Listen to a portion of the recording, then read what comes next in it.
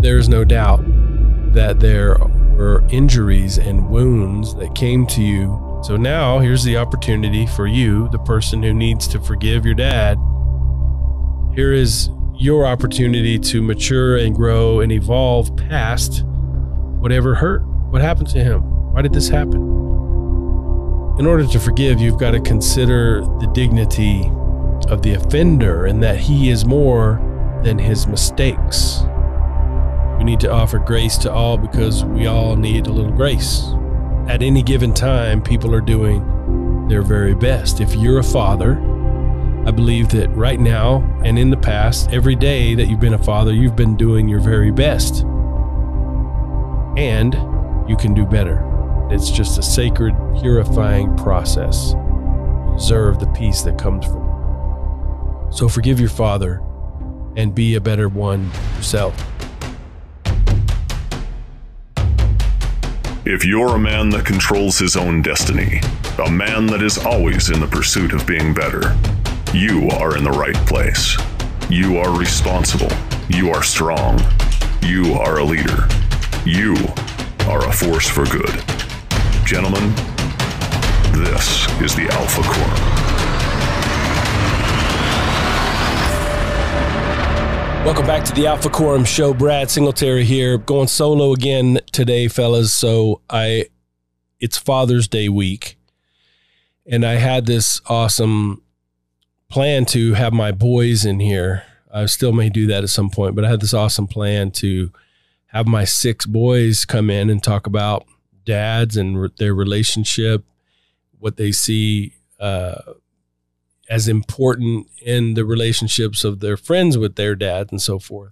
And just get some younger folks, some younger men's perspectives on fatherhood. It didn't work out today, mostly because my kids, so my 3 older boys, their mom and I are divorced, and they don't live with me all of the time. And we had through Sunday night to spend time together, and we didn't have the greatest day on Sunday. And so it wasn't the right feeling. We didn't have quite the right vibe between us to come in here and record a Father's Day message about fathers and sons and so forth. And so you got me. I am an imperfect person, constantly making mistakes, constantly using emotion improperly. I have many flaws as a dad. And so I just thought about what kind of message could come up here that might be significant for us here around Father's Day. And I think about the problems that are associated with poor fathering in the world. I think one of the most problematic things that happen in the entire world is the missing or avoidant or absent or abusive father. At some point here soon, we're going to talk about the boy crisis, the work of Dr. Warren Farrell, and we'll share some things, some statistics and so forth in that, which have to do with the impact of the bad dad. And I think we all have, to some degree, some healing to do regarding our relationship with our fathers. So I want to talk about today forgiving your father.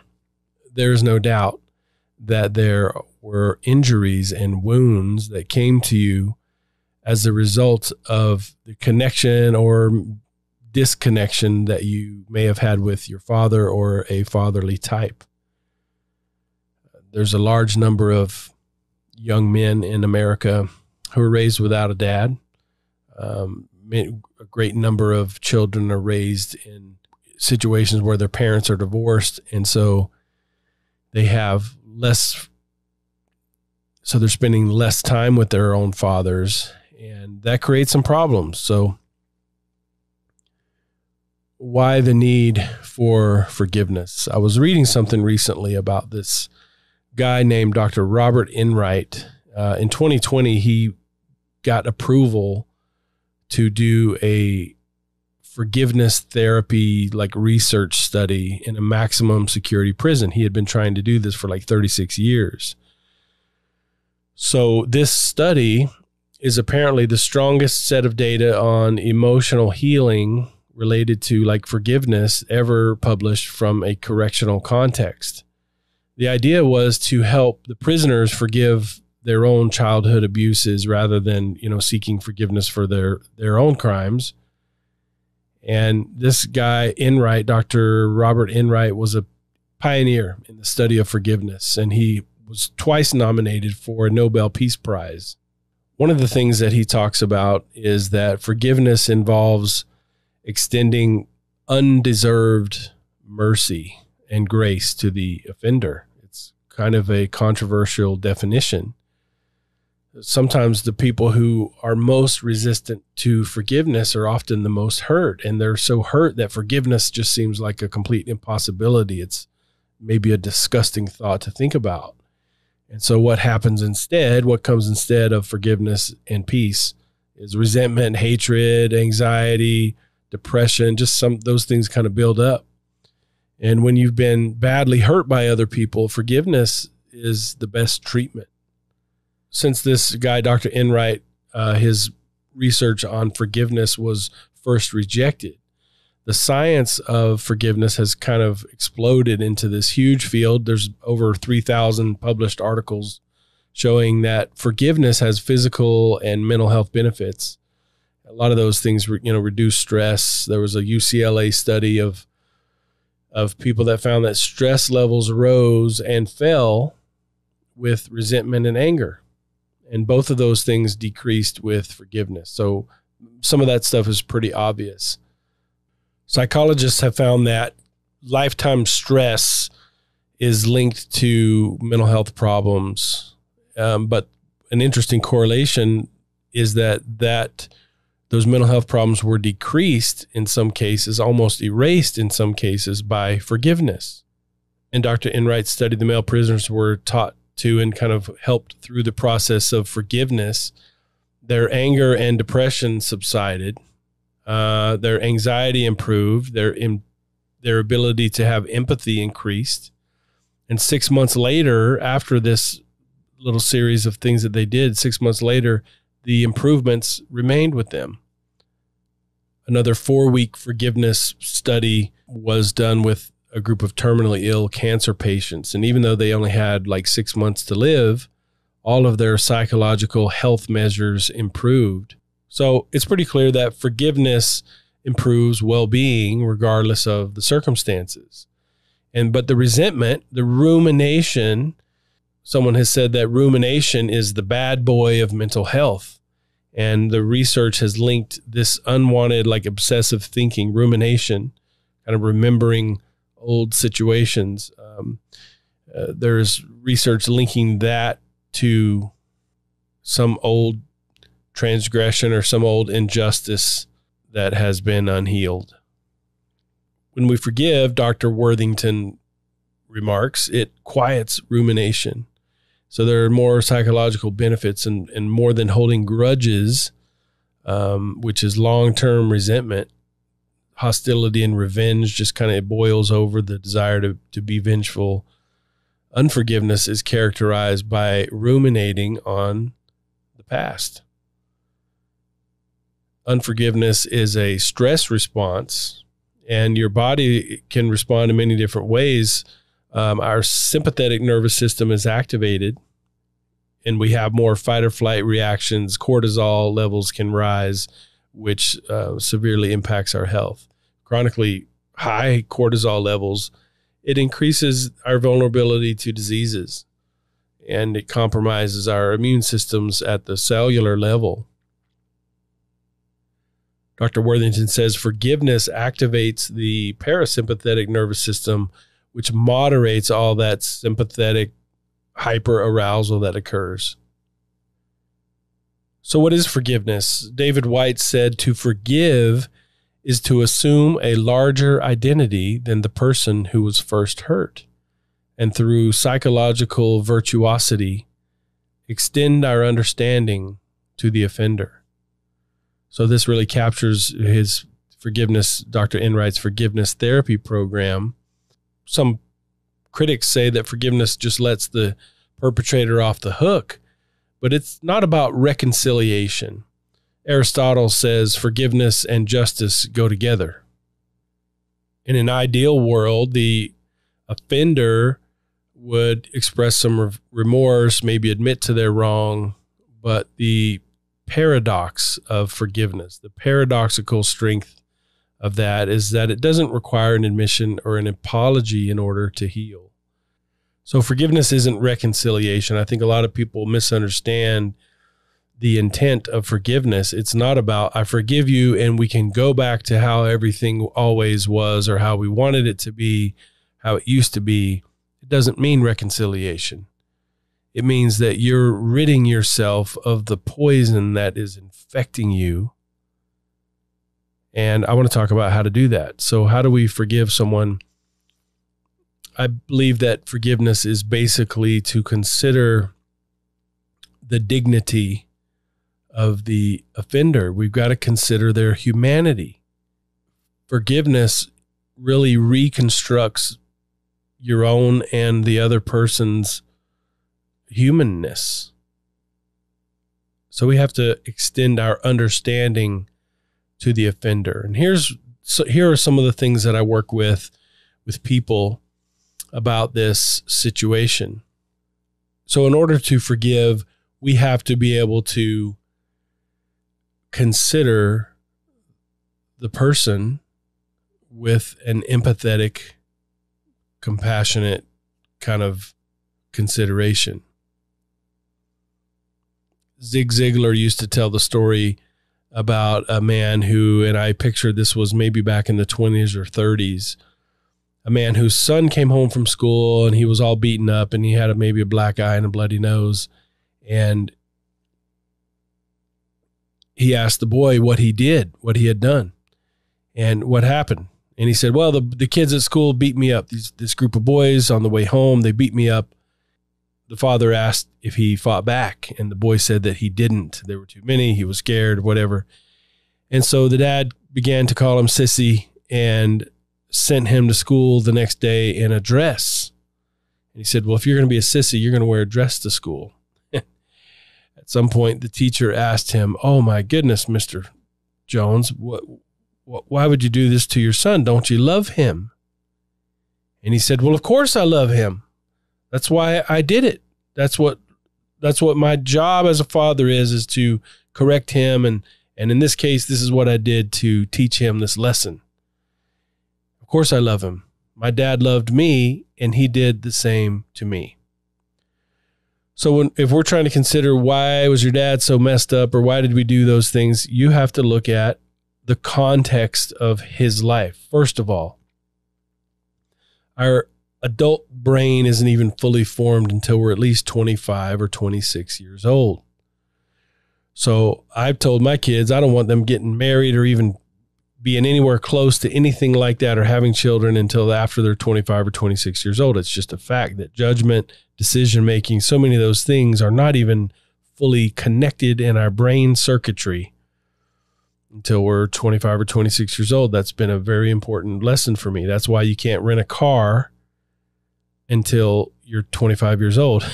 Insurance companies who insure those vehicles understand the risk and they know what happens in the brain, but we are acting like people are adults when they're 18 years old, and it's just not true. My dad always said it takes 40 years to build a man, and I believe it. 40 years to build a marriage, 40 years to build a man. You got to hang with it. And so if your dad was a young father, we're going to take a whole bunch of it away from him because he's doing this at a time when he's not even mentally fully prepared to make good decisions if he's, a younger person. If we look at his own treatment, if we look at his own trauma, if we look at his own relationship with his father, if we look at how much better your father was than his father, I promise you, in many ways, your dad is better than your grandfather. and your grandfather was better than his father, and we've been improving. And so now here's the opportunity for you, the person who needs to forgive your dad. Here is your opportunity to mature and grow and evolve past whatever hurt. What happened to him? Why did this happen? Some people feel like they were abandoned by their fathers, and that may be the case. And we're just now beginning to understand parental alienation, and we don't know what mom did, the things that mom said or did to dad in order to make it difficult for him to be involved with you. And that's just one of the things that I hear. You know, my mom and dad got divorced and my dad disappeared. A very common thing. It's not always the case, but many times there could be alienation going on. He's got a mental health problem that no one knows about. We know that he drinks, let's just say, but nobody's considering the fact that he has some trauma. He's got some, a mood disorder. He's got anxiety. He's trying to make ends meet. He's sending child support. He's trying to find some love in his life, and he's preoccupied with dating. In order to forgive, you've got to consider the dignity of the offender and that he is more than his mistakes. Look at yourself. Are you more than the mistakes that you've made? Of course you are. Jace O'Neill said, we judge others by their actions and ourselves by our intentions. We need to offer grace to all because we all need a little grace. So if we can look at why this was happening, what was going on in your father or the fatherly person in your life, if we can understand their background, if we can understand what was happening for them that day, their vulnerabilities, what was going on. They were raised by someone who was raised during the Depression, let's just say. There's family stories, there's skeletons in the closet, there are things that we can't even imagine. Oh, and they didn't have any of the distractions. They didn't have porn to chill out with. They didn't have the electronics and the ability to get information. They didn't have any of those things like we have now. One of the most important things I've ever learned about the human condition is that, and I believe it's true, at any given time, people are doing their very best. If you're a father, I believe that right now and in the past, every day that you've been a father, you've been doing your very best. And you can do better. So that applies to you, and that applies to your father or the men in your life who may have harmed you, men that may need your forgiveness, not because they deserve any forgiveness, but because you deserve the peace that comes with that. So I don't know, it's Father's Day. I'm just thinking about, there are some really solid, stellar dads out there, but most have done some bonehead stuff to you. Most guys have had problematic situations. I have a scar on my head, and now that I'm balding and I buzz my hair, and I've done that for a decade or so, there's a scar on my head that comes from my dad.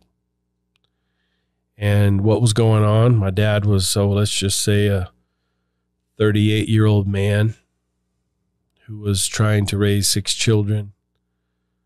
Things were very tight. We were on a crabbing boat. Our family's income was based out of our crabbing business in the Gulf of Mexico off the coast of Florida. And one day I wasn't moving fast enough. One day I wasn't with it. It was a rainstorm. I remember I had this yellow slicker, like rain jacket on.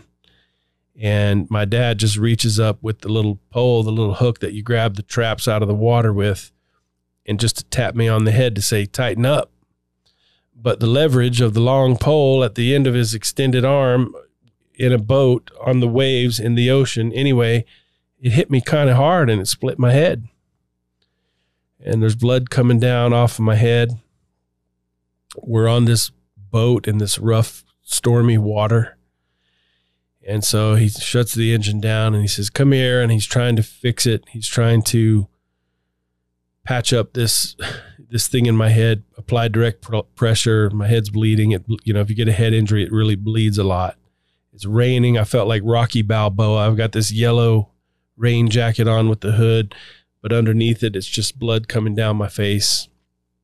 It's quite a small little cut there, but that kind of hurt me. It was a scary situation. It wasn't malicious on my dad's part. It wasn't some extreme thing that set me way back. It was kind of a small little cut on my head, but it was the kind of thing where I knew that he couldn't take me to the emergency room because he just hit me in the head with a stick and now I'm bleeding. And so he takes me into the bathroom when we get home. And, this, I'm talking about a little 3/4 inch cut, 1 inch maybe on my head.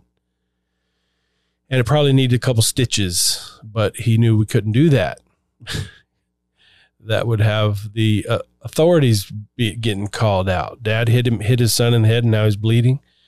Well, I have long ago forgiven that. I know that it wasn't this intentionally harsh, intentionally abusive thing, but it hurt me. It hurt my feelings. It hurt me that my dad would cause me to bleed. And so why would that happen? Well, my dad, shortly after that, began to have heart attacks. He actually had 3 heart attacks. Who knows what was going on with his system, with his blood pressure.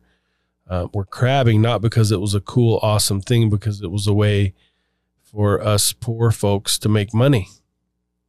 And so there's just fish out there and you can sell them. You can sell the crabs. And so we went and basically harvested seafood out of the ocean in order to sell, in order for us to eat. So there's a lot of stress, and nothing ever really came of that. We didn't talk about that very much, but I just know that my anger and hurt about that didn't last very long. But I see men all the time who and maybe there are other things in my life or things that hurt me in the past, but I promise that your father did something to hurt you. And I wonder if this Father's Day, we could do some pondering, we could do some reflection, we could do some consideration of the circumstances and work through a process of forgiveness. Now, if this is going to bring up, some seriously old wounds that are still fresh and still get inflamed when you think about these things, you may want to do this with an advisor, with a mentor, with an agent of some kind, a friend, a professional, maybe a therapist. I'd be happy to talk with you about it. In order to face life with the kind of energy that is required of us, if we're hanging on to resentments, that's going to weigh us down, and that's going to muddy our vision and muddy our view. And so my challenge to you, brothers, is to take a look and see if there are any resentments that you have. List those things out with your father, and for that matter, for anyone, but maybe this is a time that you can do that. In 2006, I had just newly moved to Las Vegas, and I don't even know if I had a cell phone at the time. Everybody's alarm now, is a cell phone, but the alarm clock, the little AM, FM radio alarm clock, was set to this country radio station. And for 3 or 4 days in a row, they must have been playing the same tapes. It seemed like it was Groundhog Day. Remember the movie where the same song kept coming on every morning? The song that came on was Live Like You Were Dying by Tim McGraw. I think it's a 2004 song. Excellent song, but he talks about this guy who gets this diagnosis of cancer. And it talks about his process, and his friend said, man, what did you do? What do you do when you get that kind of news? And he said, well, I went skydiving. I went Rocky Mountain climbing. I went 2.7 seconds on a bull named Fu Manchu. I loved deeper. I spoke sweeter. And I gave forgiveness that I've been denying. And he said, someday I hope you get the chance to live like you were dying. So that I woke up 3 days in a row to that. I really felt like that kind of forgiveness. I didn't want to have to do that kind of forgiveness, that someone is dying or I'm dying. And this was last chance forgiveness. And so I kind of became a student of that. I was already working in therapy and as a counselor. That's what brought me here to Las Vegas, my job. And I definitely have gone through periods of time where I didn't do very well with that. I had resentments that had been stacked up, some of them for decades. And it wasn't until probably I reached 40 years old myself, and I was a failing father, that I recognized how difficult fatherhood is, how difficult it is for me to keep my shit together, for me to keep my cool. And so if I can't keep my cool and I've got an excuse for myself when I'm upset with my kids and I'm angry, should I not extend that same grace to my own father? And how did he get that way? Well, probably from his father. And how did he become that way? And so we have this long, continuous line of human beings hurting other human beings. And I think it might be time, if you're listening to this right now, you've got something to forgive. I don't mean reconcile. I mean forgive. Your father may have passed away. There may not be an opportunity even to reconcile. That may not be in your best interest, even if it is possible. But are you holding on to something, man? Are you holding on to resentment? What if you could write down all of the things that you're resentful about? What if you could work through that list with someone? I think you'll find that that process can be very healing and helps you really get to the bottom of the real problem. Many times is ourself, our expectation. See, I was hurt because I believed that fathers must be perfect. Fathers must be skilled. Fathers must maintain their emotional state. Fathers must never be abusive. Fathers must never lose their cool. And look, he lost his cool. So this must be something's wrong with me. So the whole cognitive processing of the things that you've experienced with your dad might be weighing you down. Maybe you are a father who has made mistakes yourself. Maybe you've got to forgive yourself for your own bad fathering. Maybe you got to forgive your dad. You guys, I hope that something that I've shared here today is helpful for you. I hope that you enjoy Father's Day. My assumption about every dad out there is that he's doing the very best that he can. If you're a dad, I believe you're doing the very best that you can. And I also know that you can do better. Who you are is good enough for today. Good enough, okay? Makes sense. It's not going to be good enough in a year. So if you've been the person who has harmed someone else, especially your child, if you've been the person who's abandoned someone, if you've been the person who has held grudges and resentments and avoided a person like your father or a fatherly figure in your life, get that forgiven, man. Reach out to me, Taco Mike, Jimmy Durbin, any of us that you've talked to us. You can just message me and I'll get in touch with anybody you need if you want help to do that. It's just a sacred, purifying process. You deserve the peace that comes from that. So forgive your father and be a better one yourself. If you don't have children, look around you and there are young men everywhere screaming for attention. They're screaming to be recognized. They're screaming to be believed in. They're screaming to be supported. Even grown men, grown children. Men need men. reach out to the men in your life. Try to open yourself and be a little bit more sharing of what's inside you and more willing for them to share what's inside them. Appreciate you guys. Hope you have a great Father's Day. As always, no excuses. Alpha up.